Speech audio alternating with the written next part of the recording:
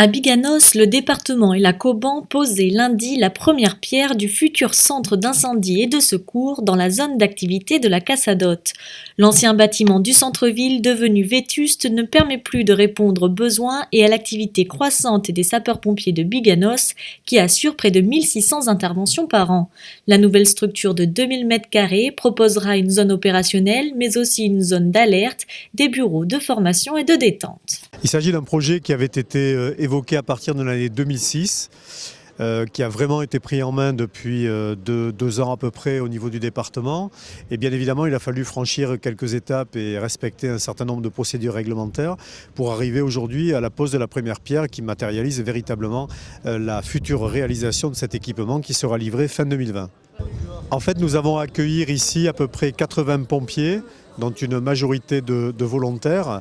Et donc il faut une surface qui est relativement conséquente puisqu'il faut comprendre ce qu'on appelle toute la partie garage, toute la partie stationnement des véhicules, donc la remise. Ensuite la partie évidemment administration. Tous les lieux qui sont liés donc au côté opérationnel, vestiaire, etc. Et puis ensuite évidemment des lieux plutôt d'entraînement sportif. Donc l'équipement sera doté également d'une piste d'athlétisme et d'un terrain qui permet l'entraînement. Donc nous sommes sur des surfaces qui sont assez conséquentes avec un bâtiment qui fera à peu près 7 à 8 mètres de hauteur, mais qui devrait normalement répondre à tous les besoins aujourd'hui en matière d'équipement, notamment sur les camions particuliers sur la défense incendie, qui ont désormais des hauteurs un petit peu plus conséquentes que par le passé et qui pourront être correctement accueillis ici. En fait, vous êtes ici sur un secteur qui est soumis à forte pression démographique. Donc cette première pierre pour Biganos va être suivie d'une première pierre également et d'inauguration pour Gujan et pour La Teste.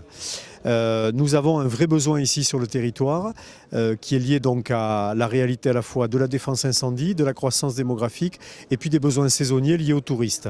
C'est donc un budget d'à peu près 5 millions d'euros qui sont consacrés à cette caserne et donc il faut impérativement garder ce maillage fin au niveau de tous les territoires girondins et notamment du bassin d'Arcachon parce que plus les pompiers sont proches, plus on peut garantir leur réactivité et la rapidité d'intervention.